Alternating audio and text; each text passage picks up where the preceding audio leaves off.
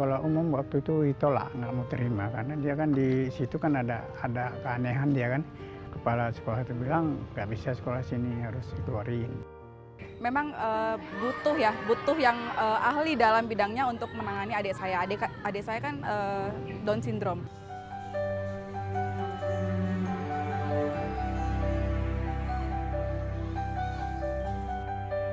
Sekilas anak-anak dan remaja ini tampak biasa saja.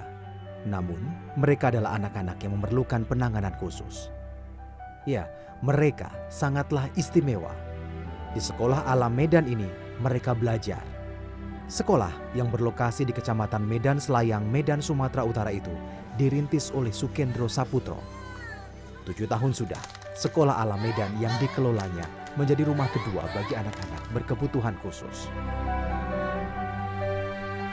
Bagi saya anak berkebutuhan khusus adalah potensi-potensi dari pikiran-pikiran anak yang punya keinginan untuk dikasihani, disayangi, sehingga mereka bisa berkembang dengan lebih baik.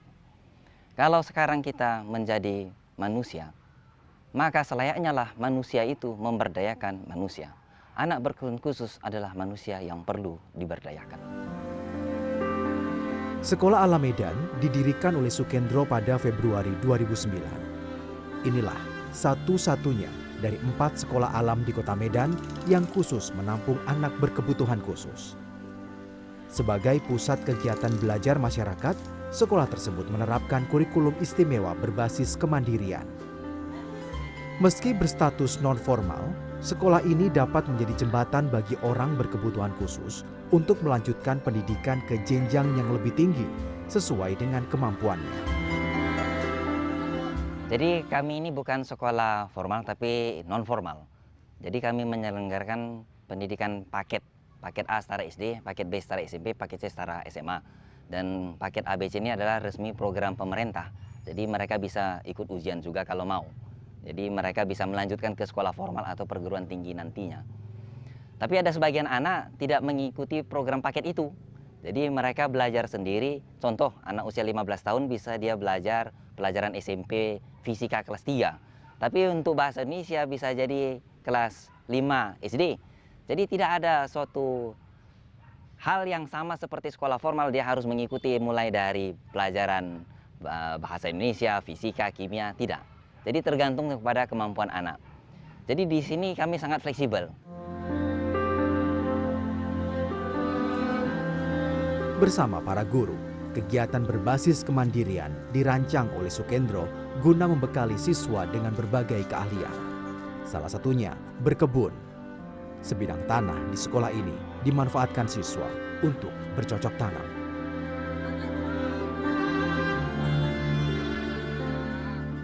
Pak Sukendro, ini sebenarnya kegiatan berkebun bagi para siswa di sini apa sih tujuannya begitu?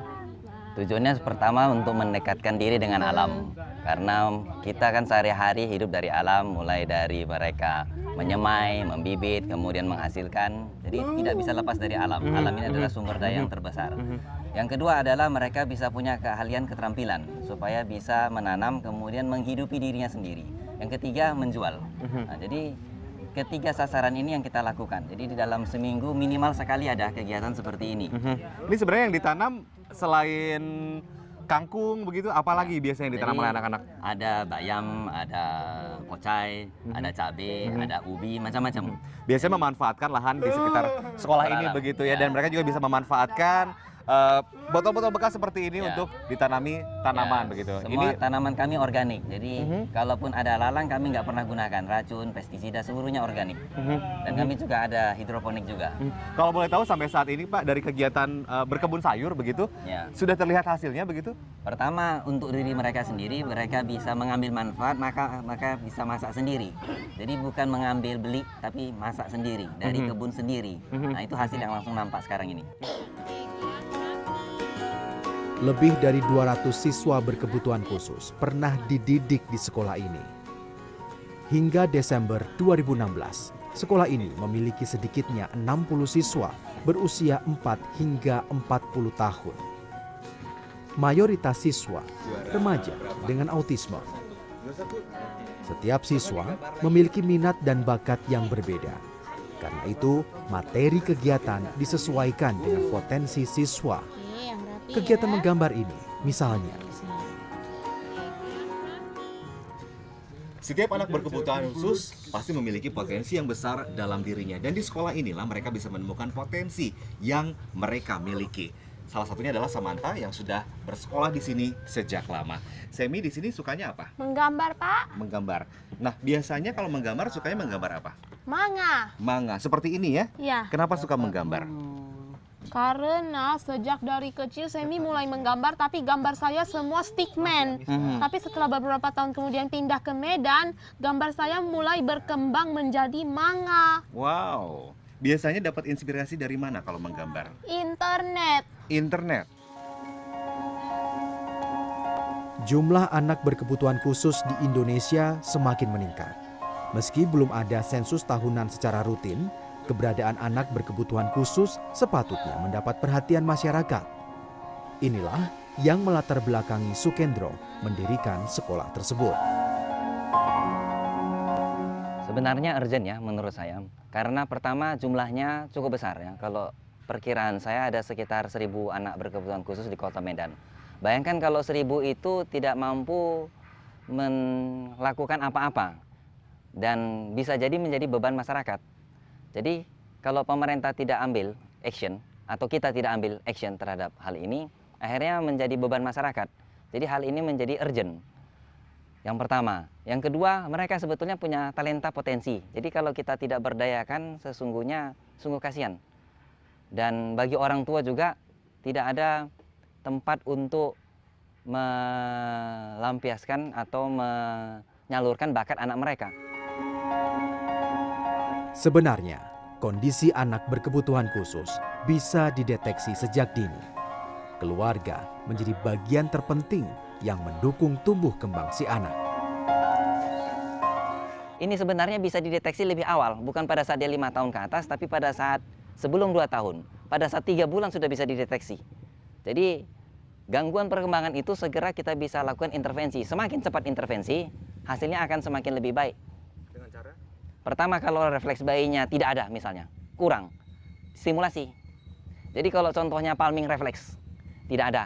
Nah, kita stimulasi, babinsinya tidak ada, jalan di atas rumput, jalan di beras, jalan di pasir, dan seterusnya.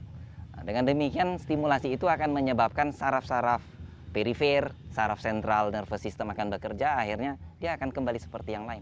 Target kami bukan mereka supaya terus-terusan di sekolah ini, bukan. Jadi mereka bisa kembali kepada keluarganya sesuai dengan bakat minat mereka masing-masing dan bisa menghasilkan, jadi tidak menjadi beban bagi keluarganya.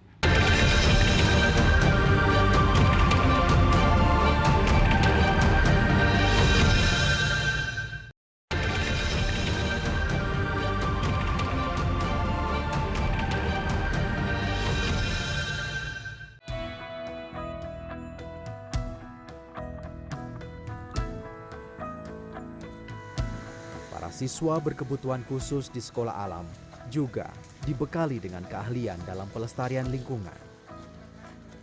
Melalui kegiatan bank sampah, Sukendro mengajak siswa dan orang tua memanfaatkan sampah layak guna. Tak ada aturan khusus berapa banyak sampah rumah tangga yang harus dibawa ke bank sampah di sekolah ini. Pasti susu, karton susu. Papa. Mau dibayar atau gimana? Pria berusia hampir setengah abad itu melibatkan peran siswanya secara langsung dalam penimbangan dan pencatatan sampah yang dikumpulkan. Sampah ini kemudian dipilah sesuai dengan jenisnya. Ya kayak gitu ya. Pemanfaatan sampah yang dikumpulkan dapat menambah isi pundi-pundi rupiah siswa ataupun sekolah. Sukendro pun mengajak siswanya memproduksi kertas daur ulang.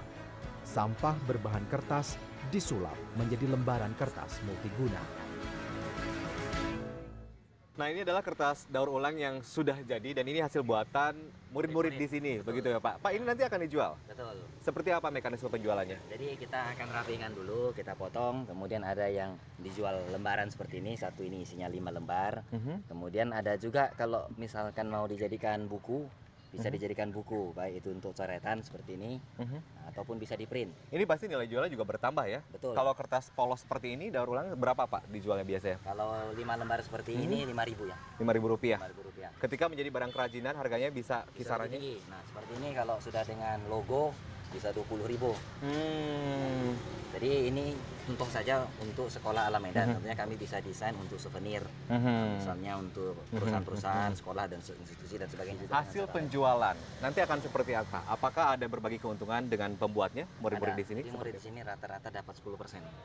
Ya, itu dimasukkan ke dalam tabungan mereka. Ada sebagian yang tidak mengerti, jadi kami gunakan untuk membeli peralatan, misalnya kalkulator dan sebagainya sebagai alat bantu belajar. Untuk membantu operasional sekolah ini begitu. Ya. Sebagai pusat kegiatan belajar masyarakat, Sekolah Alam Medan bertujuan menjadikan para siswanya lebih mandiri. Dengan demikian, mereka tak selalu bergantung pada orang lain dalam melakukan aktivitas sehari-hari. Karena mereka senang hanya bidang-bidang tertentu, sebab itulah materi itu sangat banyak supaya mereka nanti bisa kembali kepada keluarganya.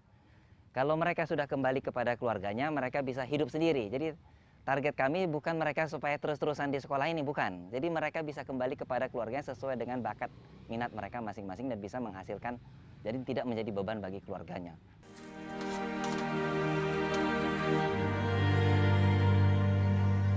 Muhammad Mustafa Kamal contohnya. Siswa berusia 20 tahun ini divonis oleh dokter menderita autisme pada usia 3 tahun. Mustafa mengalami keterlambatan berjalan dan berbicara. Sejak 2011, ia menjadi siswa di sekolah ini dan mengikuti setiap kegiatan. Walhasil, Mustafa kini menguasai beberapa keahlian, termasuk memasak.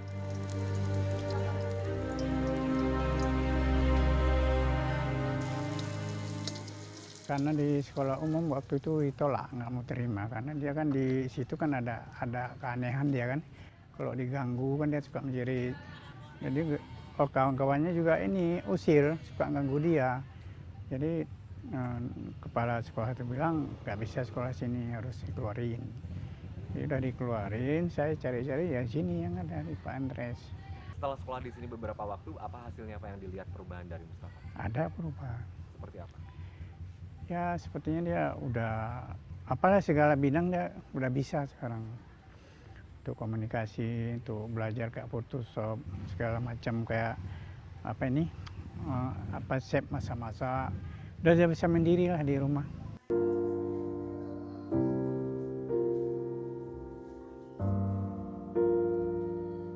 Selain itu, ada Dorea Kaban.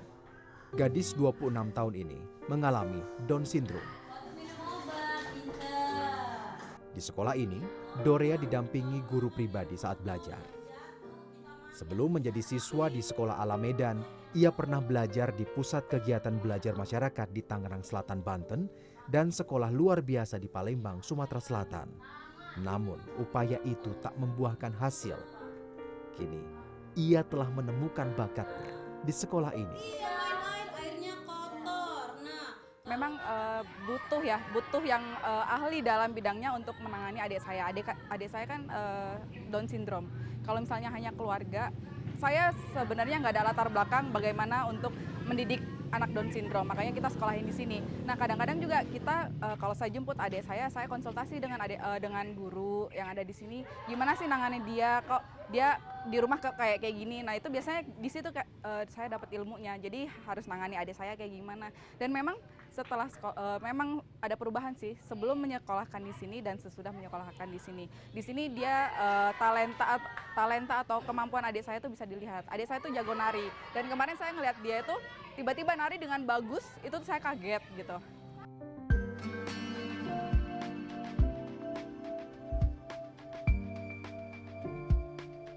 Sukendro mengakui belum bisa menggratiskan ongkos pendidikan bagi siswanya karena biaya operasional yang cukup besar. Namun, sistem subsidi silang diterapkan di sekolah ini sehingga orang tua dapat membayar iuran sekolah secara sukarela. Upaya Sukendro menjaga eksistensi sekolah itu patut diacungi jempol. Sejak didirikan, sekolah ini tak pernah menerima bantuan dari pihak manapun.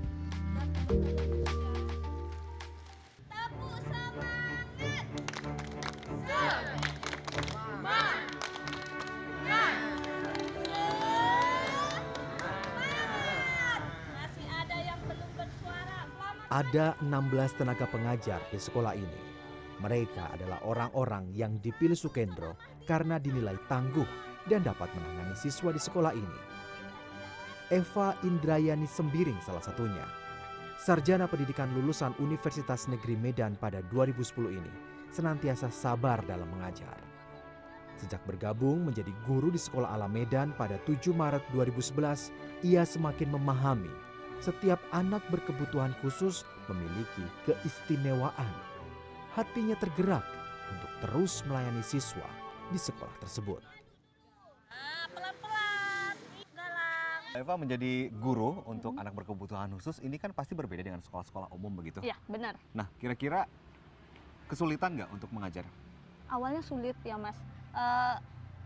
Kan basic saya memang sarjana pendidikan memang untuk mengajar gitu ya. Awalnya berkecimpung ke dunia anak normal. Jadi begitu melihat anak ABK langsung wow, mereka berbeda gitu kan. Nah, waktu pertama mulai masuk itu nggak langsung diberi murid. Harus observasi 3 bulan, melihat terus, observasi sana sini. Ternyata berbeda semua anak cara pengajarannya. Jadi masa-masa observasi itu masih masa-masa maju mundur. Ini bisa kuat nggak ya di sini, bisa bertahan tidak ya gitu. Ternyata lama-kelamaan, oh ternyata mereka terpola. Jadi kalau kita kasih satu pola, mereka ngikuti, selamanya mereka ngikuti pola itu. Jadi kita harus benar-benar ajari dari nol sampai mereka bisa. Kalau mereka hanya sekolah di sini saja dan mereka tidak berbaur di masyarakat, itu artinya pendidikan yang eksklusif. Tapi yang saya inginkan adalah masyarakat ikut serta, membantu mereka, sehingga tercapai masyarakat inklusi.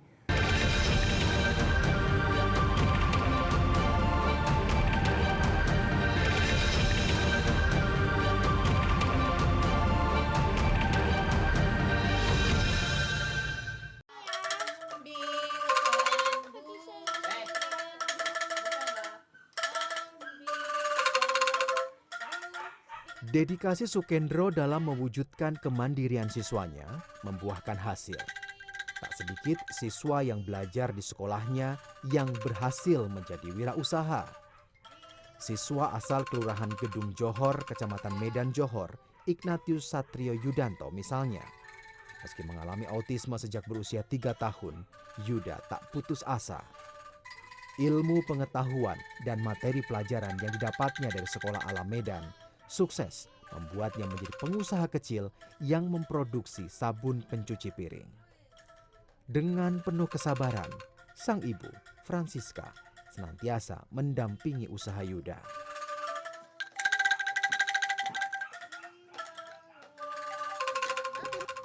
Berbicara tentang memiliki anak berkebutuhan khusus begitu. Pada awalnya ibu sempat mengalami masa-masa di mana sempat ragu bagaimana anak ini bisa berkembang begitu, lalu bisa melihatnya seperti ini, seperti apa? Iya, memang kalau mempunyai anak kayak gini ya, berkebutuhan khusus gini kan, kita sebagai orang tua itu apalah nanti berikutnya untuk kehidupan dia berikutnya kalau misalnya saya sudah nggak ada nanti bagaimana gitu, terpikir juga gitu deh. Jadi apa yang Yuda bisa ya, terus kayaknya kalau sabun pencuci piring ini kan dia tidak basi, jadi kalau misalnya pun nggak laku dalam pembuatan 1 kali itu nggak laku, dijual minggu berikutnya masih bisa gitu. Terus dia pun saya lihat kok kayaknya pun semangat gitu untuk membuat sabun ini, jadi terus ya ibunya cari-cari pelanggan lah siapa. Terus tetangga-tetangga yang sudah jadi pelanggan itu kalau habis dia malah pesannya sama Yuda. Jadi Yuda, tante sabun ya 1. Terus dia langsung pulang ngambil 1 jerigen dikasihkan. 2 tahun sudah Yuda berbisnis sabun pencuci piring. Karena usahanya masih berskala kecil, ia baru dapat mengantongi pendapatan rata-rata Rp240.000 per bulan. Jumlahnya memang tidak seberapa, Namun, semangat dan kemandirian Yudalah yang membuat orang tuanya bangga.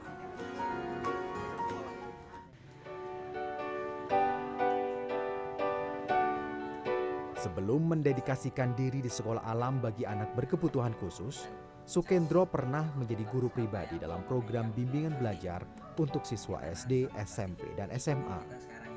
Sarjana teknik lulusan Universitas Trisakti pada 1990 ini bahkan telah berlanglang buana menimba ilmu ke negeri seberang dan menyelesaikan studinya dalam program Magister Manajemen Bisnis di Asian Institute of Management di Filipina pada 1996.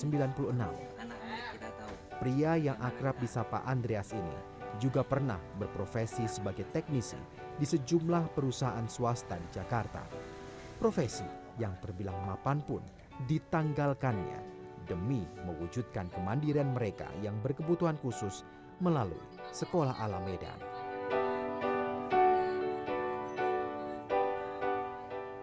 Kalau Bapak ini sih sejauh ini yang saya lihat dia mau mengayomi guru-guru di sini gitu Pak. Jadi kalau kita ada kesulitan dia nggak pelit ilmu dan gampang buat diajak diskusi gitu. Terbuka sekali sih orangnya. Sosok Pak Sukendro buat saya itu adalah sebagai pemimpin yang baik, sebagai teman, juga sebagai guru yang baik buat kami. Di rumah yang terletak di Jalan Bunga Wijaya Kusuma, Medan Selayang inilah, Sukendro tinggal bersama istri dan anaknya, Elizabeth Lili Salim dan Angeline Abigail Saputro. Di mata keluarganya, pria kelahiran Medan 1 September 1967 itu dikenal sebagai sosok yang bersahaja dan penyabar. Bapak itu baik, habis itu sabar. Biasanya suka temanin main skateboard di Plaza Medan Fair. Habis itu suka temanin Abi kerjain PR matematika, bahasa Inggris dan lain-lain. Bapak itu sebenarnya sangat sederhana. Jadi dan juga mau mendedikasikan dirinya untuk pendidikan anak-anak berkebutuhan khusus. Tidak banyak permintaan. Pokoknya kalau jadi istrinya tenang aja lah. Kiprah Sukendro membangun Sekolah Alam Medan tak lepas dari dukungan sang istri. Sebelumnya, Sukendro dan Lili membuka kelas bimbingan belajar pada 2006. Ya, awalnya Sukendro dan Lili tak menampung siswa berkebutuhan khusus. Namun, seiring dengan berjalannya waktu, semakin banyak orang tua yang memiliki anak berkebutuhan khusus datang membawa anak mereka belajar. Sebagai ibu, lantas Lili merasa memiliki kewajiban menolong mereka dengan mendidik siswa berkebutuhan khusus. Sebenarnya saya nggak tahu jawabannya. Saya lebih percaya sudah diatur Tuhan. Setiap orang punya visi dan misi. Di saat saya buka bimbel untuk anak-anak, biasa saja ada yang telepon, "Miss, anak saya cacat, mau terima nggak?" Saya belum lihat anaknya itu seperti apa. Saya cuma bilang, "Oke, bawa aja lah ke sini, nggak apa-apa." Jadi satu demi satu akhirnya tanpa kami sadari akhirnya ya kami harus menangani anak-anak berkebutuhan khusus dan kami terima tugas itu. Peran Sukendro dalam mendidik siswanya sangatlah besar. Slogan ramah untuk semua begitu melekat di Sekolah Alam Medan. Atas jasanya menjadikan orang berkebutuhan khusus dapat belajar mandiri, ia meraih penghargaan dari sebuah perusahaan perbankan nasional sebagai katalisator kemandirian pada 30 Oktober 2014. Namun, prestasi gemilang tersebut tak lantas membuatnya berpuas hati. Sebenarnya keinginan saya adalah murid-murid kita itu menjadi mandiri dan di tengah masyarakat mereka menjadi inklusi. Jadi kalau mereka hanya sekolah di sini saja dan mereka tidak berbaur di masyarakat, itu artinya pendidikan yang eksklusif. Tapi yang saya inginkan adalah masyarakat ikut serta membantu mereka sehingga tercapai masyarakat inklusi. Sukendro Saputro adalah sosok tangguh yang berdiri di balik kemandirian anak-anak berkebutuhan khusus. Tangan penuh kasihnya selalu terbuka lebar untuk merangkul dan mendampingi mereka. Ia sangat berharap keberadaan anak berkebutuhan khusus tak lagi dipandang sebelah mata.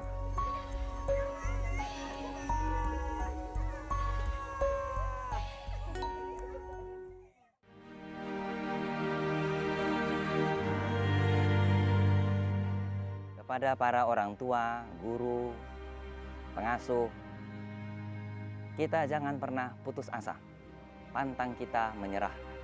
Karena anak-anak ini adalah anak-anak yang dititipkan Tuhan kepada kita. Kita perlu mengasihi mereka, menjaga mereka. Sebagai buktinya, kami telah mendidik mereka supaya bisa menjadi mandiri. Mereka bisa punya kehidupan penghasilan sendiri. Jadi, bekerja samalah dengan seluruh pihak supaya masyarakat inklusi yang kami impikan, yang kita semua impikan dapat terjadi.